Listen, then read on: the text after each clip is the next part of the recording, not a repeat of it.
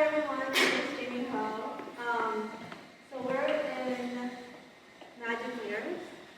When a bright light hits a convex polished surface, an image gets reflected back onto a wall. And that's what we call a magic mirror. It's a Han Dynasty object that I think is synonymous with how the West views China, both technologically advanced yet shrouded in history. It also refers to a photographic term, where in the Victorian era, a magic mirror was references a camera, where the image that it makes of something very familiar becomes then unfamiliar. And so much of my work is very much situated with these two things in mind.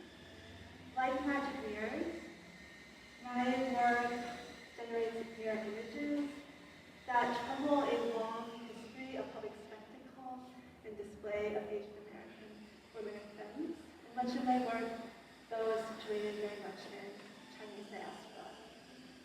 So, in the crowning, which is behind these curtains, they're not quite visible here, but if you peek through, you can see them. It's based off of Empress Wu Zetian, who is the first and only woman ruler in China.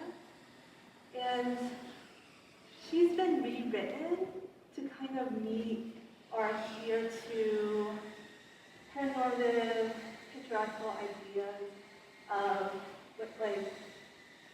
what ruling means. So they always considered her too sexual or too violent, which very much is the same kind of standards, the same kind of things that are happening with male rulers. So in a way, they're trying to portray her differently, yet it's meeting the same kind of standards.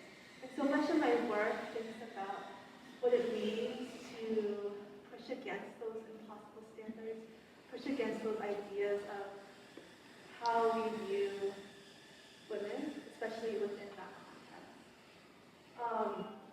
And so in the middle of the piece, she's being framed, there's a crown, I place the crown on myself and then it gets snatched.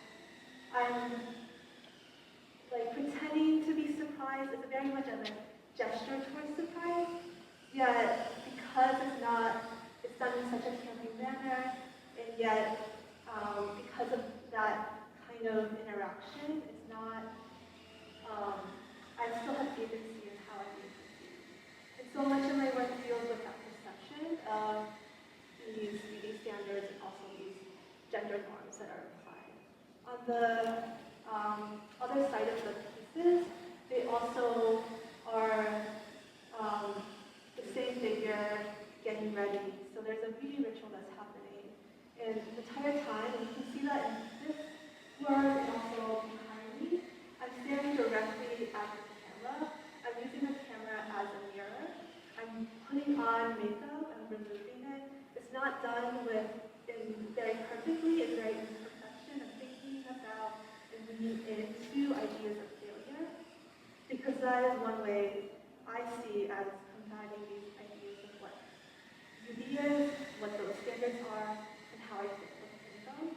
And I think a lot about these perceptions of masculinity and femininity in much of my work. And I think that keeps continuing and coming into it. The first component, though, I always start with is the photograph, the stop motion animation, the GIFs.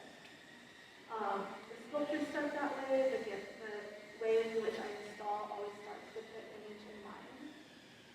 And the way I see this repetition that exists, the repetition in the wallpaper, the fact that the image reappears many times in this exhibition, the way that the animated loops and the GIFs repeat over and over and over into this never-ending cycle, it refers for me to the way time is transformed. For me, it relates to crypt time, right? Crypt time deals with fast and forwards and backwards acceleration, jerky stops that are sometimes abrupt. And I think of it as some kind of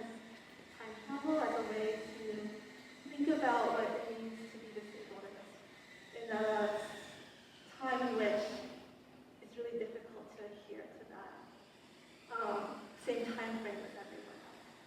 And so that's one component of my work. And another component of my work deals with traditions and how in these stop motion animations and in these sequential grids, there's missing information that always appears as they move forward. There's whether it's a gesture or whether it's the way I start and stop a motion. There's something always missing, and it reminds me of how traditions are passed down, right? Like as traditions are passed down, it gets recalibrated, it gets rethought of, it gets changed in some manner. And so there's always something missing, but the core of it is really important. And I think a lot about how this work deals with global migration. And so I've been starting to bring in flowers into my work. This piece in particular is called cross-contamination. The references how tulips were brought into China through the Silk Road, and just thinking about the global implications of how flowers and also objects can cross borders, especially now when we're thinking about how hostile immigration and migration is in the U.S. For another example that I can reference is these peonies that are on the right. Peonies in China, they're considered the king of flowers because they're so beautiful. They represent prosperity, and they were often decorative flowers that first started in royal gardens for those who had a lot of power, essentially. And they only became decorative flowers in the West when they moved from China to Europe. And Europe had peonies, but they were never considered decorative flowers until they came from China. And there's something about them, the beauty of them, and the fact that in the Victorian flower language, they also need shame. Bashfulness is shame. And it's because of the way that the flower blooms, it's always curling into itself. And there's this relationship that we have in society with flowers and femininity. And so I've been using these like domestic objects, this steamer, and these pictures of bikinis, all that iron, and the pictures of lilies behind. And I'm just thinking through what it means to recontextualize these flowers, to add fingernails on top of them, to think about the ways in which we interact with them and have them expand their meaning. So much of my work deals with performance. I'm performing for the camera, as I mentioned before. I'm staring, using it as a mirror. I'm looking directly at you if my face is visible. And part of it has to do with perception and agency. And so that thread of I'm allowing you to see what you can see, right? This both happens in the sculptures and it happens in the way I'm using the camera. And so I think I'm jumping a little bit back and forth a little bit, but to go back to the sculptures, and go back to thinking about display. The displays that I use often reference historical Chinese objects, or objects I find in Chinatown, or objects I find online, and I'm recontextualizing them in my work as a way to think about how things are displayed and how I deal with display.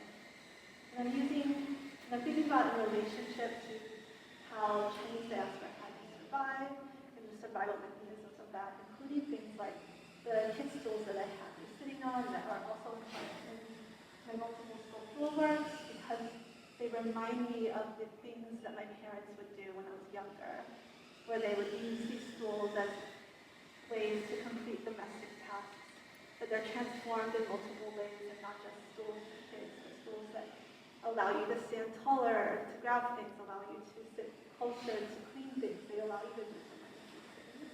And I'm recontextualizing them in my work in order to do that.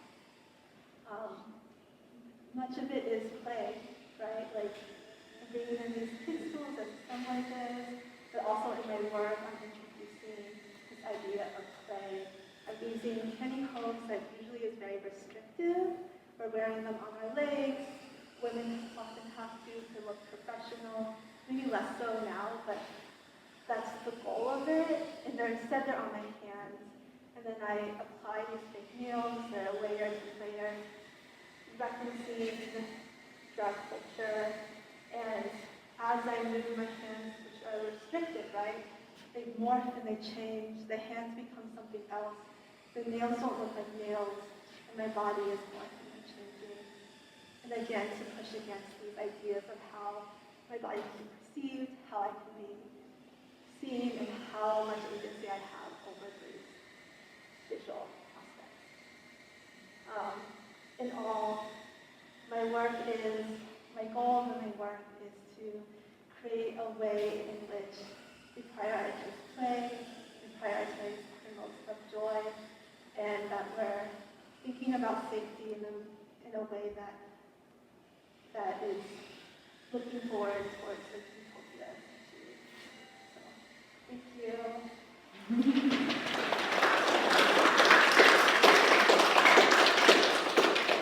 And I'm also at this time open for questions. Yeah.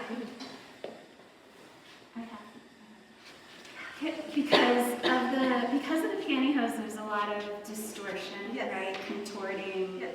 And when I was looking at the digital images before I could see them up close, I actually felt like it was this sort of, you know, how AI starts to distort and really corrupt a body. And so we don't have to talk about AI, but you know, that grotesque kind of feeling was the feeling I was getting from the use of that. Could you just talk about like that quality? Because there's this beauty, obviously, but then there's this distortion. Yeah. Well, I think this comes again on ideas of how Western society, or at least American society, pushes very specific ideas of beauty onto people, regardless of whether you can fit this idea. And this applies regardless, like, right? They want a very specific idea, and it is impossible to me. It's not real. And so I think for me, the pantyhose makes the hand a hand, but then it becomes not a hand because it's using this other textural skin. It's not quite the right thing. Because it takes so much restriction to move your hands in the pantyhose. It creates this distortion, this morphing, and the fingernails become this other thing. And so there's something insidious underneath all these ideas of what beauty means. And I think that it applies regardless, but I think specifically there's all these, I think it is a thing that I can reference to how you can be born in the US, but sometimes when you're Asian, everyone thinks you're born regardless. They'll say, oh, your English is so good, or where are you really from? And these kind of ideas are part of that construct. Yeah, that's a great question. Thank you.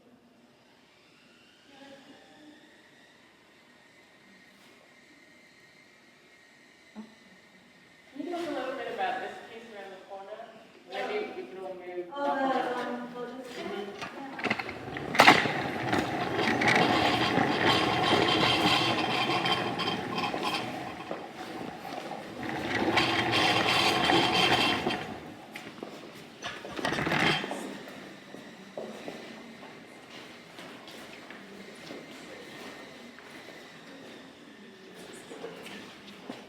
So the lotus fan is a projection of this GIF called the lotus feet, which refers to a Chinese foot binding custom that was banned in 1912 for young girls to conform into social norms, and also to help them ascend classes, essentially.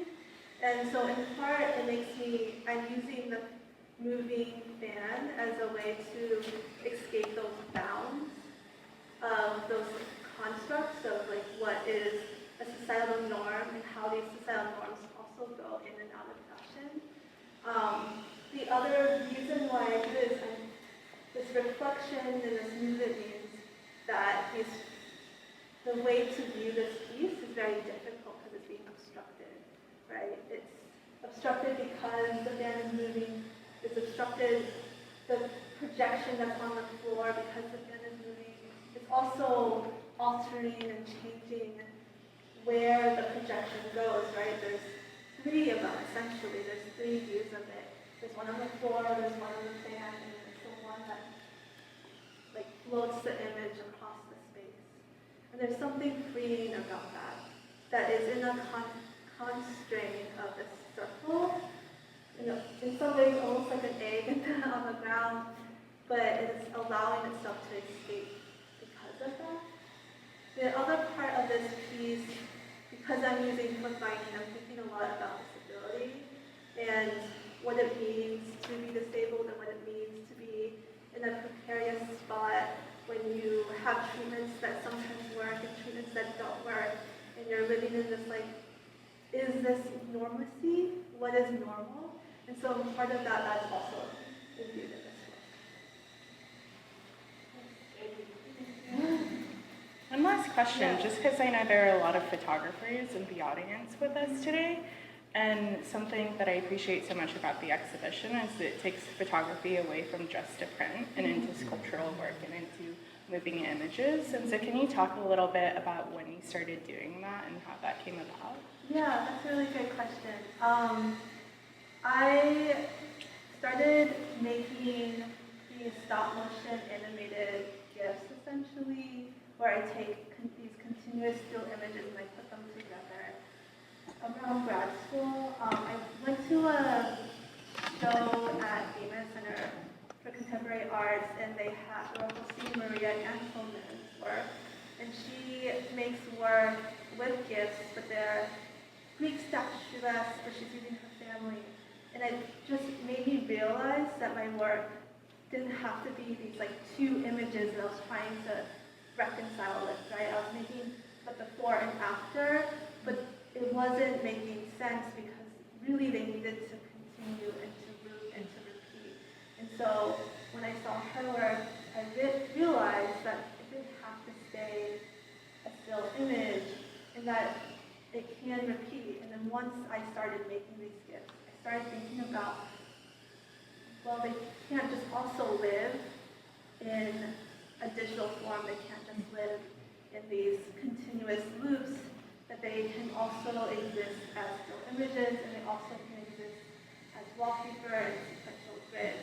Because there's something about how much time we're spending with each of them, and it allows me to also repeat. And that repetition too, again, is like a transformation of the work.